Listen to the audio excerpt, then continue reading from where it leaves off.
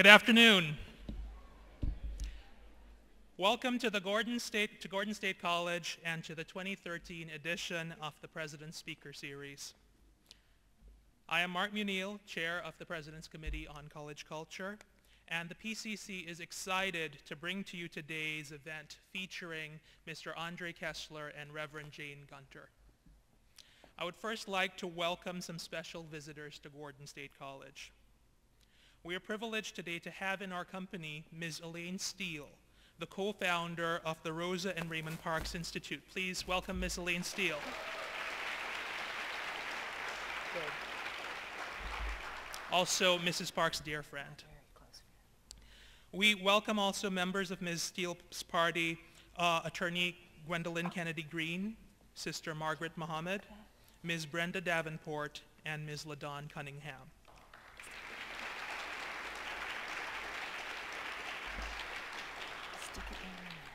I must point out that today we have with us not one person who was on the bus with Rosa Parks, but two people who were on that bus. Please welcome Ms. Jan Archiquette, Reverend Gunter's daughter.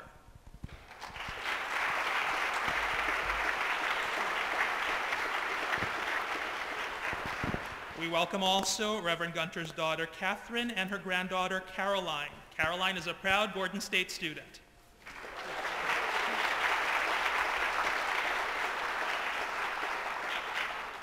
To our visitors from the Barnesville community and beyond, including representatives from the Lamar County High School, we wish you a hearty welcome to Gordon State College.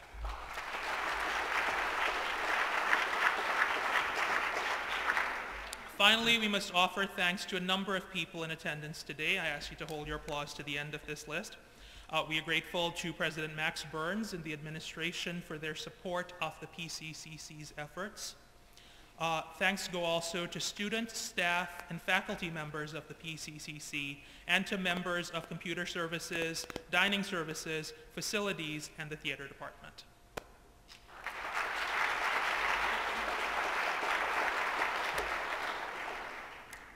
"12 very special names must conclude the thank you list. Now known as the Elite 12, a dozen students representing various aspects of campus life were responsible for framing the questions that will be posed to Mr. Kessler and Reverend Gunter today. Please join me in thanking, stand as I call your name, Asia Anderson, Andrew Henry, Mitchell Butler, Laura West, Reba Williams, Jennifer Hurley, Chandler Peters, Wesley Lassiter, David Kent, Shari Ann Solomon, Jarvis Stevens, and Whitney Bradley. Thank them all. They are responsible for this.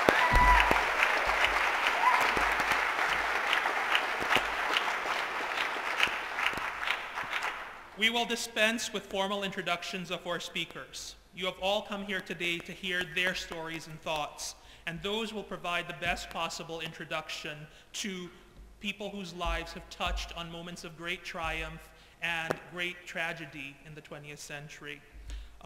You're about to be witness to something special.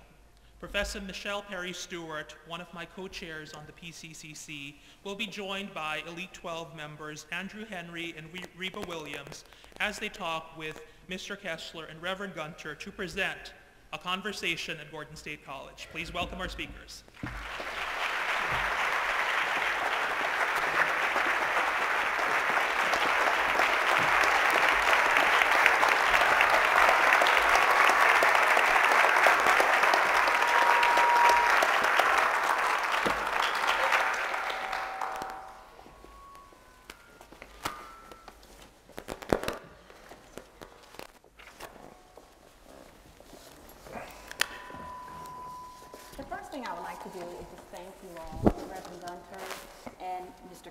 For being here with us today.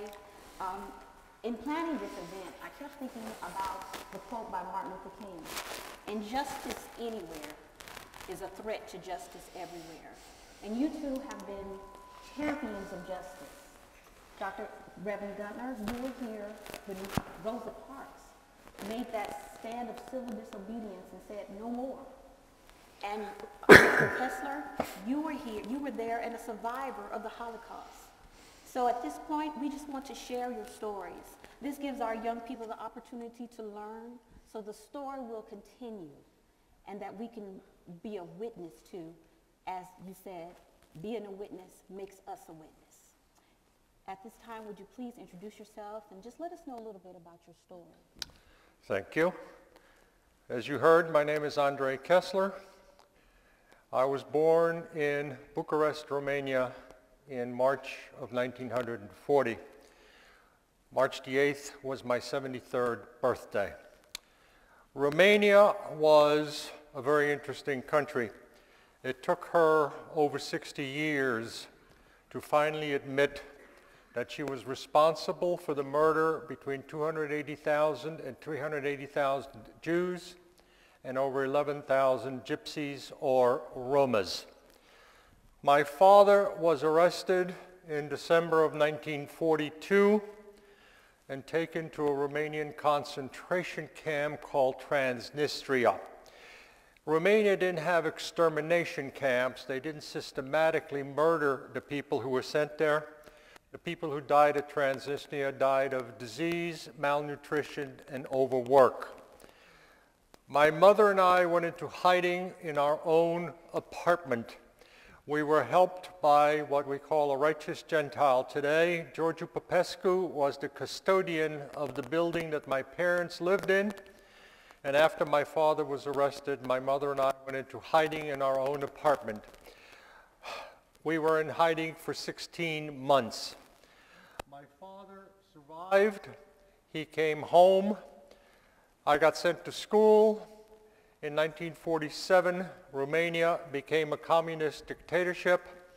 So my father arranged for my mother and I to escape across two borders. We went from Romania into Hungary, Hungary into Austria. He wound up joining us. When we got to Vienna, they told us it would be at least 3 years before we could even think about coming to the United States because of an immigration quota. My father went to France to be with his brothers, and I wound up not seeing him again for 13 years. We finally got permission to come to the United States in 1951. We landed in New York City. I was put in the 6th grade where I belonged, but you see I had a problem. I didn't speak any English. I spoke 4 other languages, but English was not one of them. I was very fortunate that I was a very good athlete in school. I played 5 sports. I played basketball, baseball, soccer, track, and something that they would not even dare to have today. I was on a rifle team. They gave us .22 caliber rifles and we went out and target shot. If a teacher didn't give me a passing grade, there were 5 coaches in there screaming at them. When I graduated high school, I enlisted in the United States Navy. I became a Navy hospital corpsman. I even got to spend time with the Marine Corps in Jacksonville, North Carolina. When my time in the Navy was up, I was given an athletic scholarship to New York University. I played basketball for NYU. And when I graduated with a degree in business administration for NYU, I was drafted by the Philadelphia Warriors, now Golden State of the National Basketball Association, and I played 2 years of professional basketball. I came down to Atlanta in 1965. I'm married to a lady from Savannah, Georgia. We have 2 children. Our daughter is 36, our son is 34, and we have 4 grandchildren. So basically, in a nutshell, that's who I am.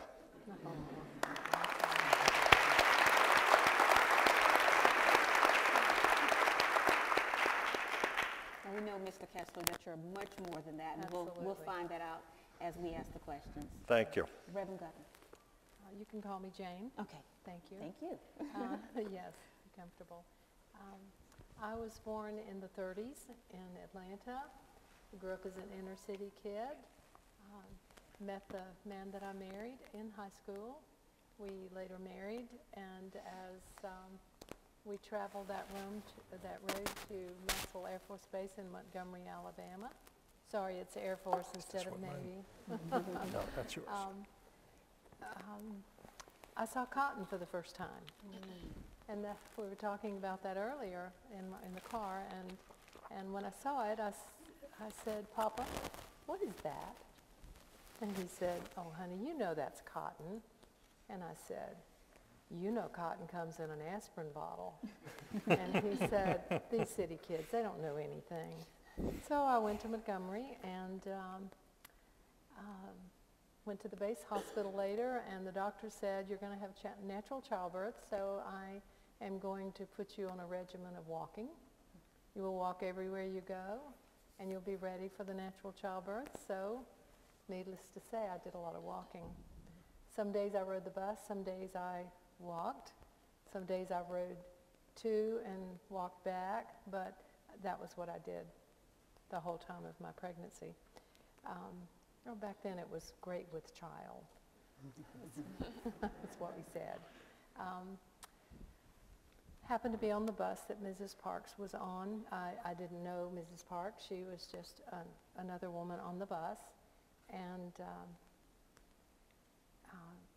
somebody was very rude to her. And I had never been around people being rude to other folks, especially people older. And even though she was in her 40s, she was older than I was. And you treat people with respect. And that was definitely not on that bus.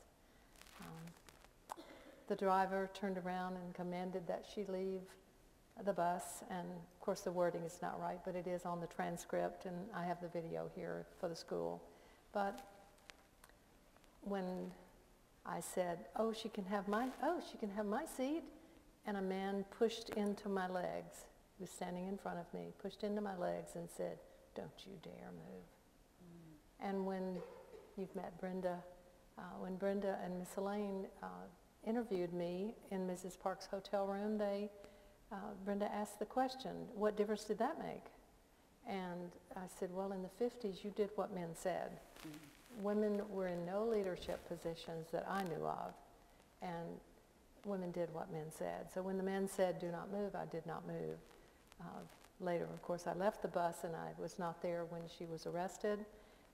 But 40 years later, or longer, I finally, because my son saw a picture of the bus in a magazine, and I said, oh, Daryl, I was on that bus. And I contacted Mrs. Parks, and we met in her hotel room. Met Miss Elaine and Miss Brenda and Miss Marie.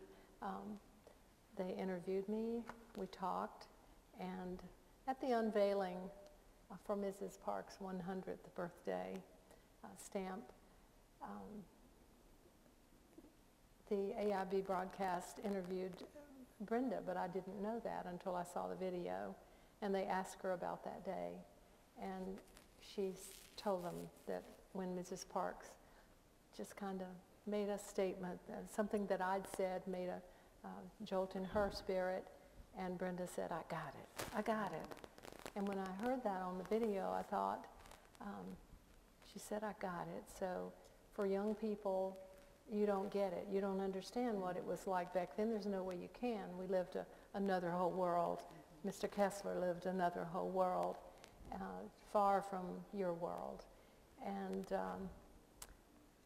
they asked her what she got. She said, I got it. It was the time. So the one thing when you're studying history, study the time. I missed to tell you that I am the mother of 5. I have 3 sons and 2 daughters. My youngest and oldest daughter are here today.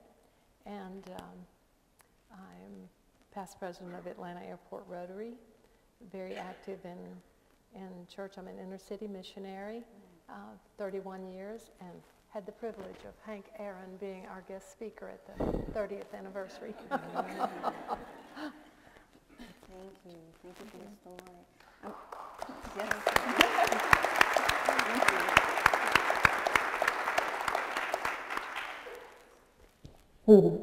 Those truly incredible stories. How did these experiences when you were younger or a young adult did they shape your adult life and kind of who you became today? Oh, please go ahead, Mr. Kessler, and be first. It shaped my life basically when the neighborhood I grew up in New York was not the very best. I had to learn how to defend myself very early and very well. It was a multicultural, multi-ethnic neighborhood. The school I went to was multicultural, multi-ethnic. When I felt like going to school, I did. When I didn't feel like going to school, I didn't. Okay. When the letters started to come telling my mother I was truant, at first I explained to her that they were letters of commendation about how well I was learning English. Well, I got away with that until my mother started to learn English. She was a tiny lady, but she had a left hook that would knock out a mule. When I enlisted in the Navy, again, I was introduced to people of different backgrounds, of different ethnic cultures. I got to serve with the Marine Corps in Jacksonville, North Carolina, and it was 1960.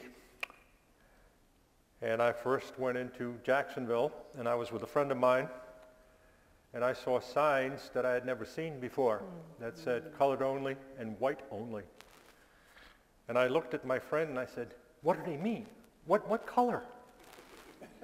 So he explained to me what the Jim Crow laws were, and I got back on the bus, went into camp, and all the time I was stationed at Camp Lejeune, I never went back into Jacksonville because I was going to be damned if they got a nickel of my money. When I was drafted by the Warriors, the NBA that I played in was a little different than the NBA of today. It was still a predominantly white league with only 10 teams. But I had played in college with names that you may or may not recognize. Hap Hairston, Sat Sanders, Mal White, who were all teammates at NYU. And when I got to the Philadelphia Warriors, the team was owned by a Jewish man, Mr. Eddie Gottlieb, but the traveling secretary thought it was very clever to give me a black roommate. His name was Wilt Chamberlain. So I learned more and more about mixing the ethnic group. Some of the towns we got to, like St. Louis and Cincinnati, followed the Jim Crow laws. So the black players on our team were not allowed to stay in the same hotels or eat in the same restaurants that we didn't. So to show them what we thought of that, some of my teammates and I stayed in the hotels that they did in, and we were arrested for civil disobedience by the police. Yes. The traveling secretary had to come bail us out of jail so we could play ball. So I'm still very involved with speaking. I'm very privileged to that. The joke is that my wife was a native Southerner. She's from Savannah, Georgia. I've been to more places in Georgia than she ever knew existed. And some of the cities I went into, I increased the Jewish population by one, me. I feel it's very important. There's this wonderful man over there in Iran, and bear with me because I love to say his name, Mahmoud Ahmadinejad, who says there was no such thing as the Holocaust. Yes.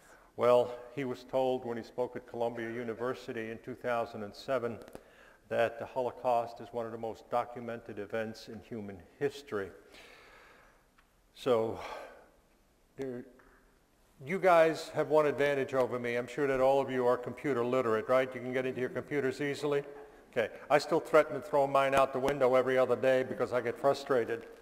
But if you get into your computers, you'll find over 60 sites that deny that the Holocaust ever happened. Right. So my wife says, are you going to speak again today? And I said, yes, because it's very important that the Holocaust not be forgotten. Amen. I agree with that. And it seems that you lived through the Holocaust and then Jim Crow. Yes. Same question for you. How did these experiences when you were younger kind of shape who you became are today? Well, first of all, I grew up in a household with very gentle parents. Mm-hmm. They were kind to everybody. They didn't see color. So I never saw color. Mm-hmm. I grew up in a Jewish black-white neighborhood, which is a very rare thing in my time. And we played together in the great field behind us, softball. We talked about softball earlier. We played sandlot football, and we did not know, I don't know when I found out that we had different color skin, because we just were kids playing. I went away and saw what was going on in Montgomery, and I didn't see it in Atlanta. I didn't say it wasn't going on in Atlanta. I said I didn't see it, nor did I feel it. God has blessed me with a volunteer that is exactly my age. She grew up in Atlanta. She happened to live on the next street, and one day when she said, I wonder how my mother named me this name, and she asked her mother, and her mother said, because of the sweet little white lady that lived behind us. So that woman was my mother. So we connected as friends as well as co-workers, and she travels with me most everywhere I go. And she saw things that she said she saw that I didn't see, and yet she was more sheltered, and actually they had more money than we had. You know, we were just $50 a week folks, but that sounds strange, doesn't it? But we shared the differences of what it was like. But I actually saw the water fountains that said colored for the first time in Montgomery. I didn't see them in Atlanta. I know they were there. I didn't see them. I never saw prejudice till I was in Montgomery. Did I answer you? Yes. Thank you. So truly, in terms of your childhood, how it shaped you into this person that never saw color. You just saw people. The honor and privilege of meeting Mrs. Parks in her, I call it her parlor, in her hotel room, and we interviewed, and we became friends, and I was with her many times. But Mrs. Parks was gentle, like my mother. My mother's name is Rosa, and Mrs. Parks' name is Rosa. That is awesome. They had the same personalities, and I tell you, I don't meet very many people that fit that bill. I'm sad to say that, because we want people to be full of grace and humility as well as the strong ones. I'm strong, but I'm not the verbal one, and I'm sure I have been. But Mrs. Parks had that gentle spirit, and the third person that I feel is that person would be Elaine Steele that's here today. She has that gentle character of Mrs. Parks. You have a gentle spirit too. Yes, thank you. From our standpoint, looking back on the events that y'all lived through, I think we can understand the gravity and the scale of the situations and events. But when y'all were in the middle of these events, did y'all understand or know that it was history in the making? Well, I was a child. I was a little over 3 years old when we went into hiding. The windows of the apartment and the windows were covered, the doors had blankets and sheets shoved under them, so there was no way the light could come out. I could hear children playing outside, and I wanted to go out and play, and I asked my mother why, and she gave me the typical parent's answer. I'm sure you all have heard it, because I said so. So my mother sheltered me. She didn't tell me what was going on. I kept asking where my father was, and she said she's just away on a business trip.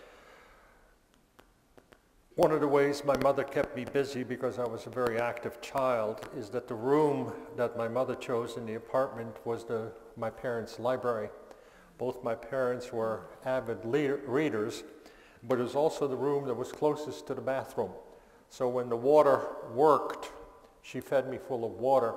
We existed on what was the staple food of Romania, which is a cornmeal-based concoction. George Popescu would bring it to us when he could. What we didn't know was not only did he hide my mother and myself, but he hid 2 other Jewish families. So he had to split the cornmeal between the 3 families. It made me, when we came to the States, I became rebellious. I was a tough kid. I was a hard kid. I always had to fit into, wanted to be American. I go by the name of Andre now, but for years I was Andy because I wanted to be Americanized. It was just, I actually had to fit in, and that was the way it shaped me, is that I fit in. I was very fortunate that I had a teacher who cared, an excellent teacher who got rid of my accent for me. Until I was 16 years old, I had an accent you could cut with a knife. But now, the only accent after all these years in Atlanta, Georgia, I came down in 1965. I still sound like I'm straight out of New York, but that's the only accent I still have. So the experiences toughened me, but it also made me very conscious of other people. Absolutely. My mother, when the rule law came out for the Jews of Romania to sew the yellow Star of David upon their clothing, she refused.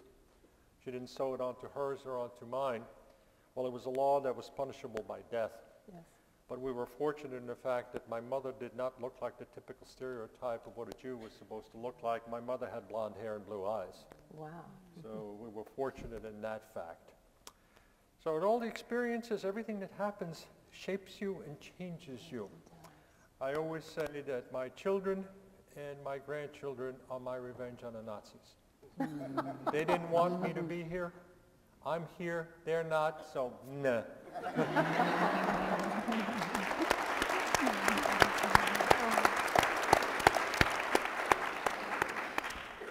Thank you. We're glad you're here. Yes. We are. Thank you, I'm glad I'm here too. Ms. Gunter,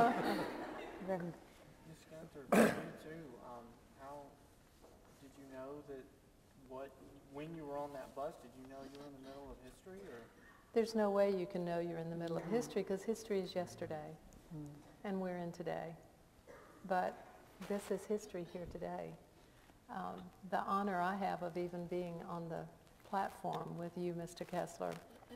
My honor. My Hebrew grandchildren that sat on the four corners of my bed this weekend and quoted the Hebrew prayers, Baruch Adonai Eloheinu.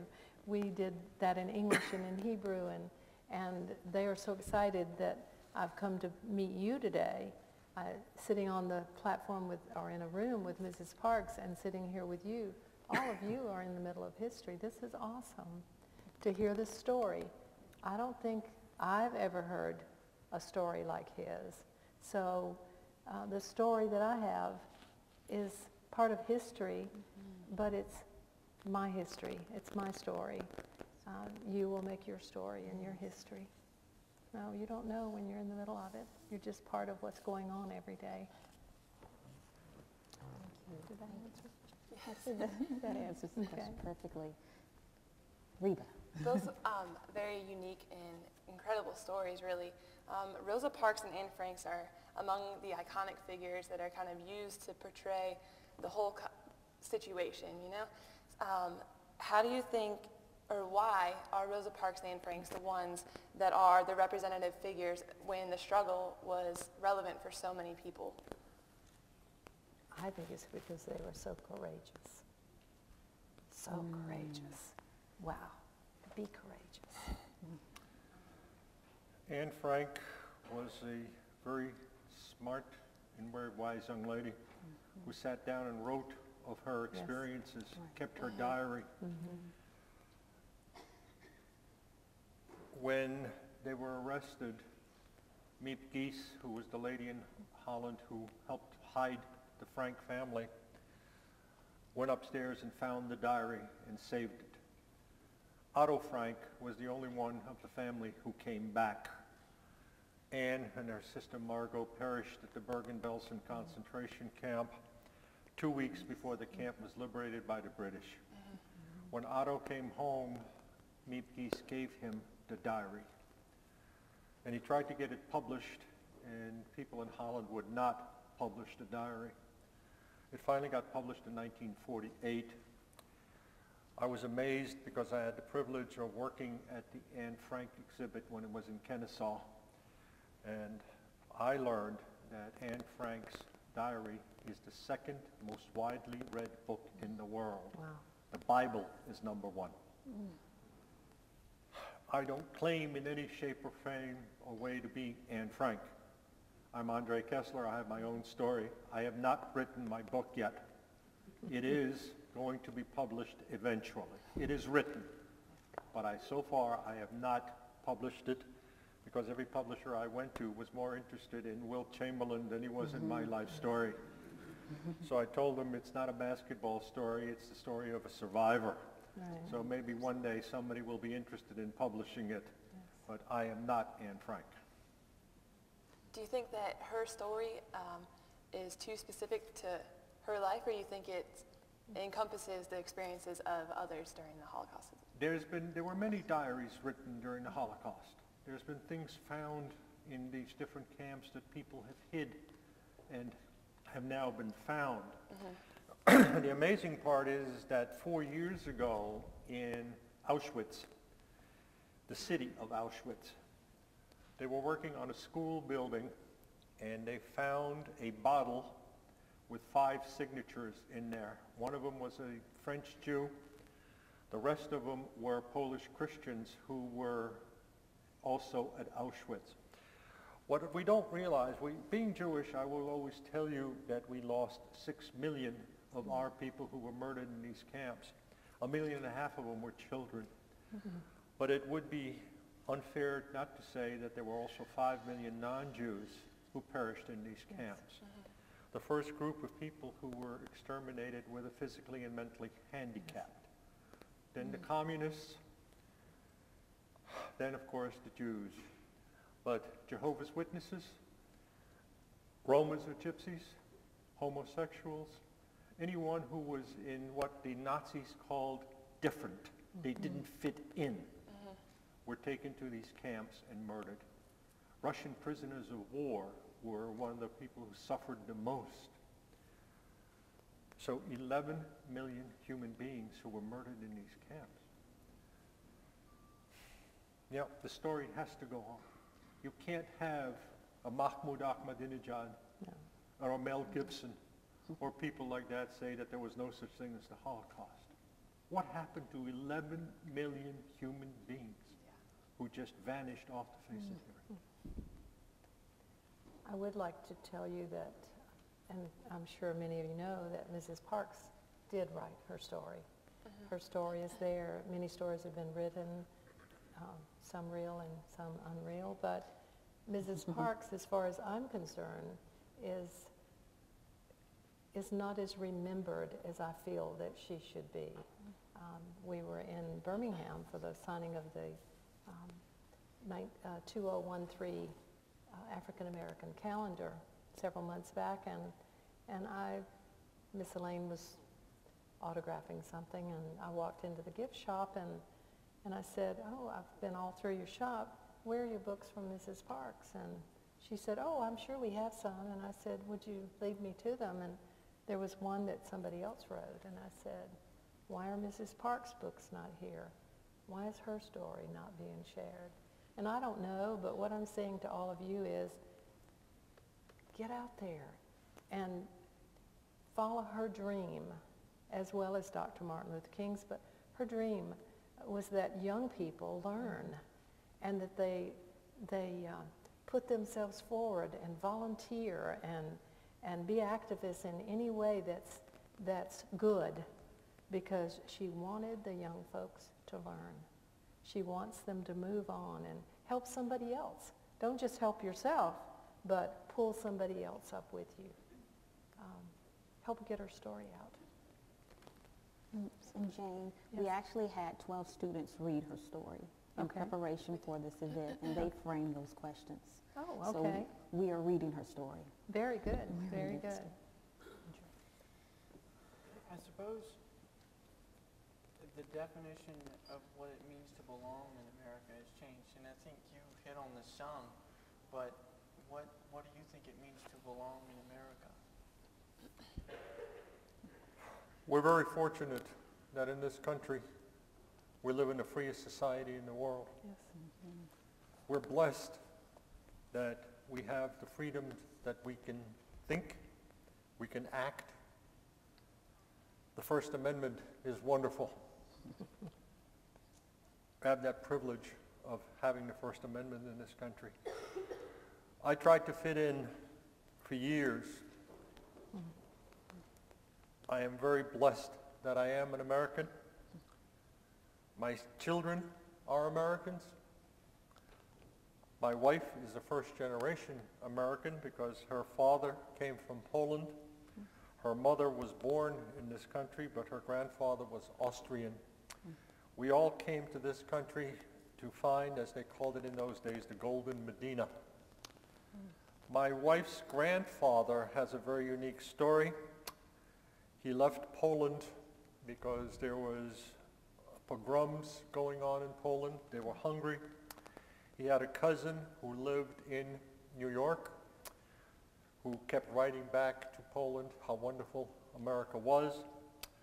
So he left his family in Poland and came to the United States, went to New York to find his cousin, and he learned that his cousin lived in a cold water tenement in New York, and he said it wasn't for him. So he remembered that he had another cousin somewhere in a place called Savannah, Georgia. He had no idea where Savannah, Georgia was, but he looked on the map, and on the map it was about this far apart. So he put on a backpack and started walking. Wow. He would stop at farms at night and ask for work and ask for food, and it took him 4 months to get down to Savannah. And he had a cousin there, and he remembered on the way down to Savannah, he saw all these old tractors that were sitting in the fields and things that were rusted. And they got themselves a horse and wagon and started a scrap metal business that eventually became Chatham Steel Corporation in Savannah, Georgia. So it's just, this is the wonderful way of the America of the United States, that you can be what you want to be, where your spirit leads you, and nobody now is going to tell you, no, you can't do that. That's what it means being an American. Awesome.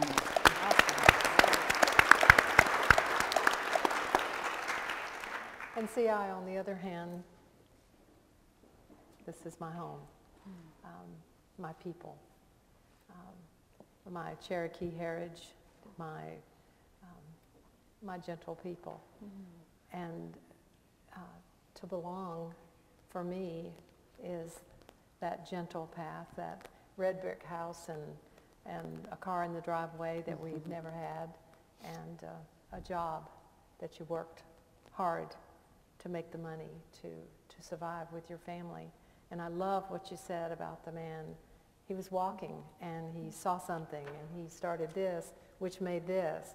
And that's what's missing today. Young folks, don't just depend on your laptop or your cell phone, because it only takes one storm to take out all the power, and then you're going to have to find out where the water's coming from and the power's coming from, and make a way to live and survive. Get out there and do something with your hands. I like the idea of walking. That was great. Belong wherever you are. Become a neighbor. Be a good friend. Belong. And that's what we're doing. We're trying to build community. Build community. Build community. And that's what we're trying to teach our young people about community, how we're all connected. One of my granddaughters had cancer when she was 15, and her heart as a survivor is to encourage other people to run and get out there and help bring in money to help others. So all of you, find your dream, find your heart, wherever it is, and get passionate about it. Wherever your dream is, be passionate about it. I didn't know I was going to be a missionary. I had no idea. I told my daughter this morning that my mother wrote a birthday card when I was 52, and she said, we had a baby girl, her name was, born on this date, and we called her this, but now everybody calls her Jane. And everybody needs a daughter like Jane. God called her into his service, and she's doing his will. And I thought, that meant more to me than anything I'd ever found.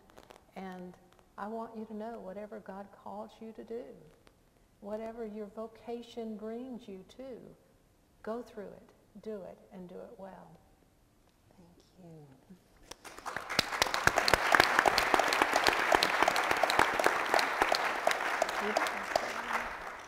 With the civil rights movement, obviously there was a lot of racism, which kind of is what started it all, and anti-Semitism in the Holocaust. What other connections and commonalities do you see between the two contexts? As we spoke today, there's been several things that have kind of related to both, and what are some of the things that you guys see that are common between the two? What's common between the two of them is that we were all, at one time, both Jews and blacks were looked down upon. That's right. We were considered minorities. In the Jewish religion, at one time or another, we were slaves to every country that existed. Starting Monday night, we celebrate the holiday of Passover. Yes. It was our gift that we got out of Egypt, where we were slaves for 400 years. We are now free. Thank you. In Europe, we were looked down upon. People had to live in ghettos. They were not allowed to live amongst other non-Jews. When the Holocaust started, we were forced to wear the yellow Star of David to be different again. Same thing when I saw those signs in Jacksonville, North Carolina that said colored only and white only, and it just completely blew me away, because I said, here I am back in Europe again. The people don't have to wear the yellow star, but they have to go into rooms that says colored and white. I said, what is this? This is America. This is not supposed to happen here.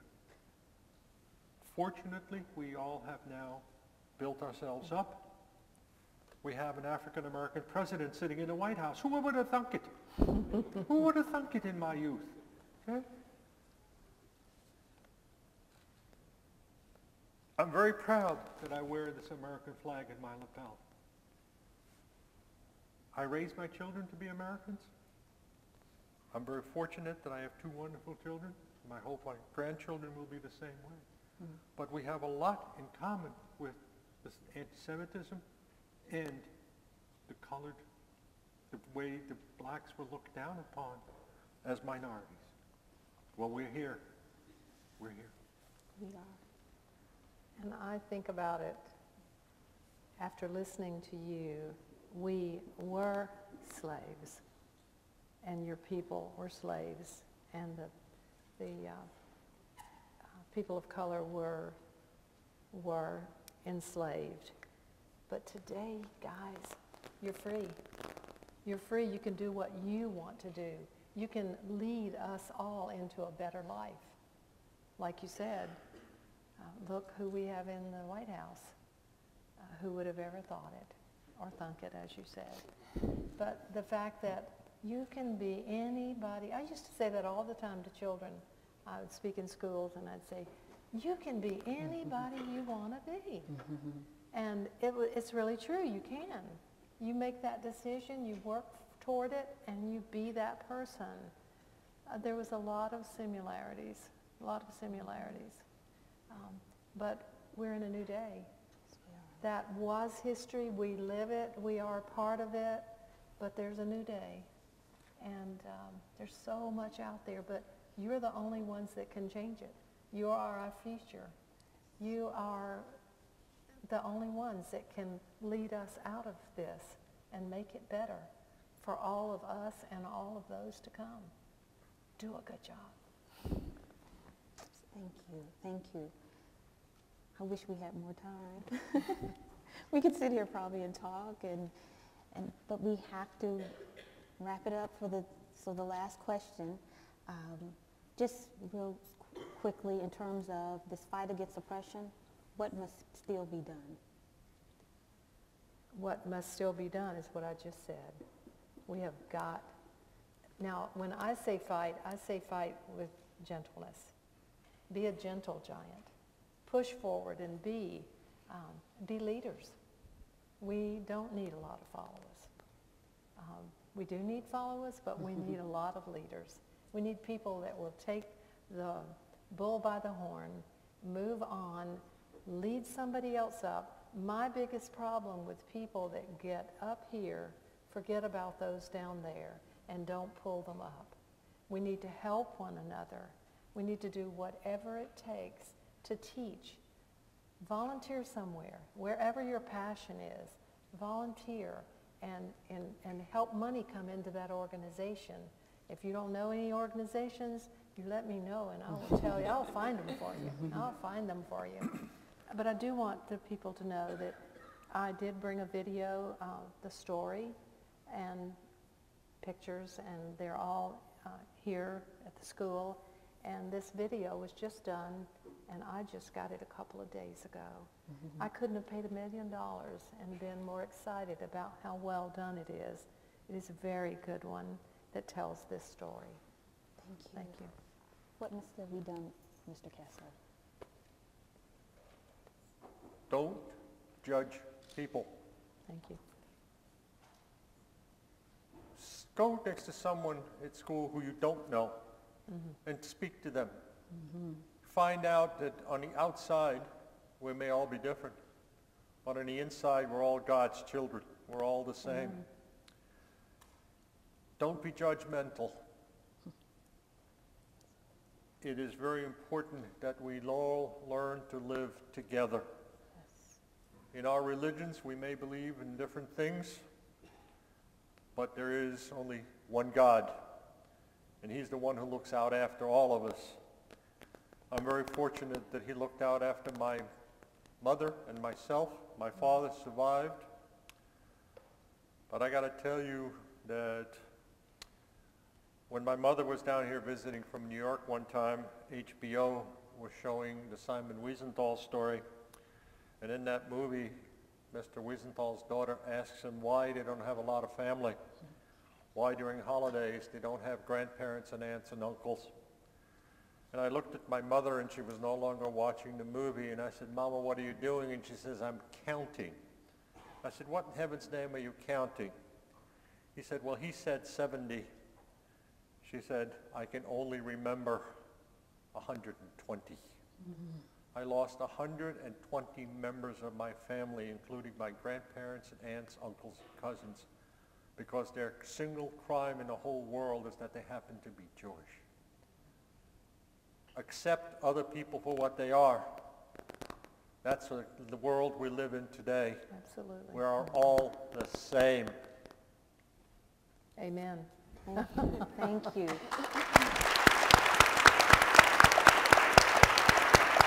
Thank you. And this ends our discussion. Thank you. Thank you for having me.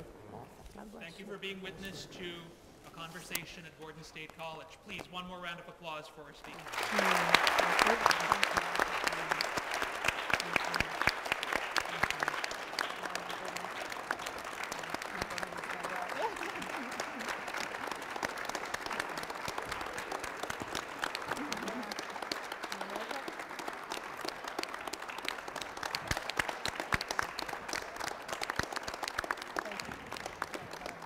To those seated in the general admission area and our visitors from Lamar County High School, thank you for joining us and for being a wonderful audience. You may exit through the rear using both aisles and then through the main doors to campus and parking facilities. To those seated in the yellow and green sections, please maintain your seat for the presentation shortly to follow. What our guests are over here on this side, right?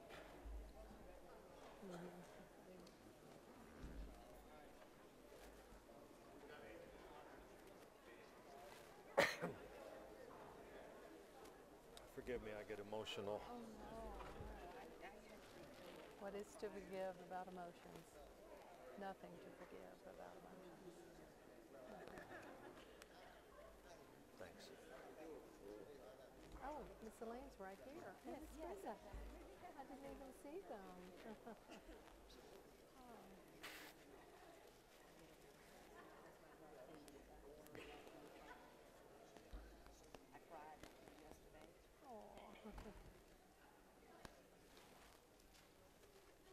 tell my kids, don't be afraid to show your emotions. Right. And the That little bullying. guy of mine who's 6'7" tall. Oh, my goodness. As we conclude this event, we would like to offer words of thanks to our two speakers. I'd like to ask Gordon State College President Dr. Max Burns to take the stage to assist us in the presentation of plaques commemorating this special event. And we think it only fitting that students also represent the college in this effort, and Andrew Patrick Henry, one of our student moderators, was also responsible for the artwork on the materials that you've all seen.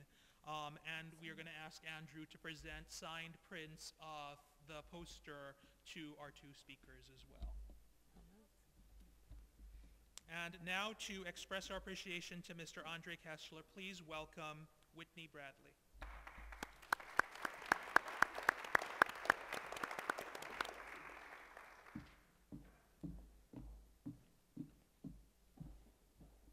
Good afternoon to members of faculty, staff, student body, and invited guests. I stand here today to show appreciation to you, Mr. Kessler, on behalf of the Gordon College State community. I spent a month reading and learning about the Holocaust and how it affected Anne Frank. It was an eye-opening experience to have an opportunity to peek into this window of time. We are grateful to you, Mr. Kessler, for joining us today and providing enlightenment about your past experiences. As a child, I never grasped the full understanding of the Holocaust until I became a member of the President's Committee of College Culture. Thank you. Your experience has changed my life. As future educators, business leaders, scientists, and future scientists, we are happy and humbled to learn from you. On behalf of the Gordon State community, Mr. Kessler, thank you and best wishes. Thank you.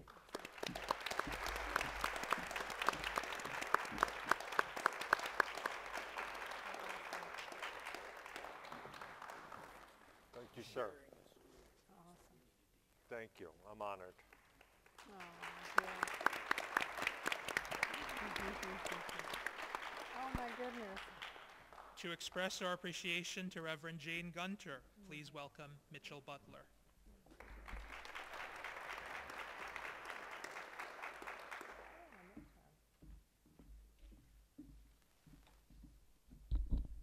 Good afternoon. On behalf of the Gordon State College community, I personally would like to thank you, Reverend Jane Gunter, for sharing your insights and experiences with us today. My hope is that we will utilize what we have learned today to grow in our understanding of the world and how we can make an impact as future leaders.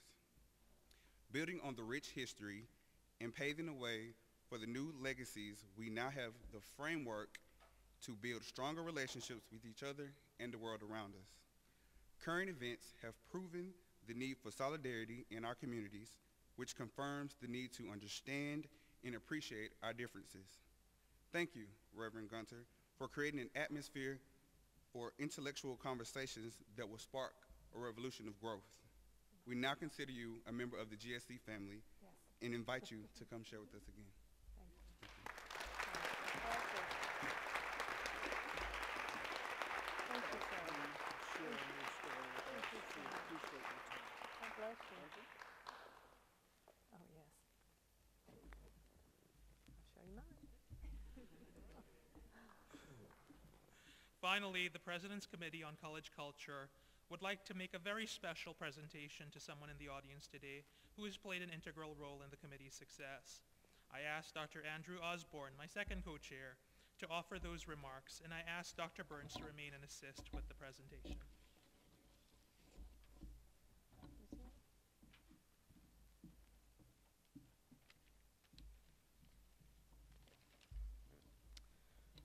For those of you that may not know, the Vice President of Academic Affairs is also known as the Academic Dean and the Dean of the Faculty, has a very central and pivotal role in overseeing the academic operations of any college, especially Gordon State College. In other words, he's our boss. The VP AA, as we often refer to the person in that position, wears many hats. For all of us here today, our VP AA was instrumental in making this, I have to stop for a second and think of a quote from Much Ado About Nothing, "Silence is the perfectest herald of joy." I don't think there are words to describe what happened here today. It was wonderful. The VP for A was instrumental in making this event happen. He did so providing oversight, guidance, and wisdom to our committee. And in a practical way, he found funding and provided logistical support. He helped bring the different campus departments and functions together: facilities, catering, media, student groups. We are thankful and indebted to him, our dean, Dr. Ed Wheeler. It is our honor to recognize Dr. Wheeler here now with this presentation. Dr. Wheeler.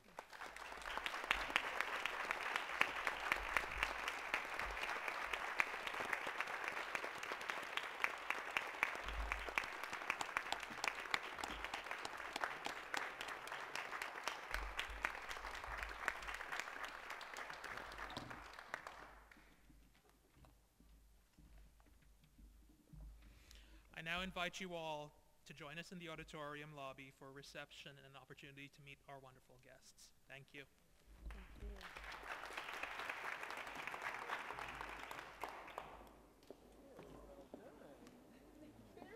Oops. You did a beautiful job. Such a pleasure. Thank you, sir. And I'm so glad